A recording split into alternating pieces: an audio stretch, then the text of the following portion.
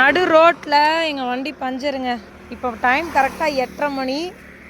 வண்டியோ டயரோட நிலமையை பாருங்க, ஃபுல்லாக சப்பிழிஞ்சு கிழிஞ்சே போச்சு. எங்கன்னா கரெக்டாக லொக்கேஷன் தாராபுரம் தாண்டி யாருமே ஹெல்ப்புக்கு இல்லை. எல்லா வண்டியும் ஜலுன்னு மெயின் ரோட்டில் போயிட்டு தான் இருக்குது. மணியை யூடியூப் பார்த்து மாட்டிட்டாருங்க. யூடியூப் இருக்கிறது எவ்வளோ பெரிய நல்ல விஷயமா இருக்குது எங்களுக்கு. நீ என்ன மணி ஃபீல் பண்ணுற? ரொம்ப பெனிஃபிட்டாக இருக்குது. இது வரைக்கும் இப்படி ஒரு சம்பவத்தில் நாங்கள் மாட்டினது இல்லை.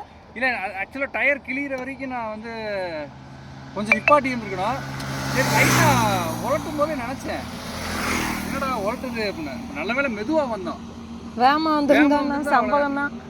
எனிவே மாற்றியாச்சு. வண்டி மூவ் ஆனால் தான் தெரியும் மணி மாட்டினது எப்படின்னு. பார்ப்போம். ஒரு வழியாக மாட்டியாச்சுங்க. டயரை மூவ் பண்ணி பார்க்கலாம். கண்டிப்பாக வண்டி ஓட்டுறவங்க ஸ்டெப்னி மாத்திரக்கும் கற்றுக்கணுங்க. ஏன்னா நாங்கள் இப்போ கிட்டத்தட்ட 3/4 மணி நேரம் ஆயிடுச்சு நாங்கள் இந்த இடத்துல வந்து நின்று. சரியான பயம். நமக்கு மாட்டினது இல்லை, இருட்டுக்குள்ள நீ நான் ஓட்டுருக்கான்.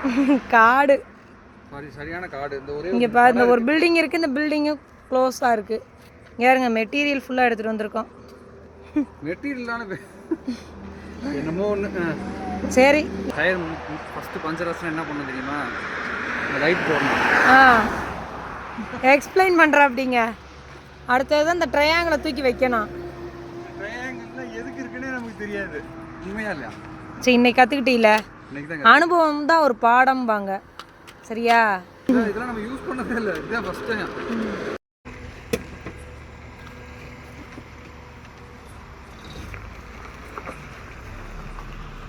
எப்படியோ ஒரு வழியாக மாட்டிட்டோம்.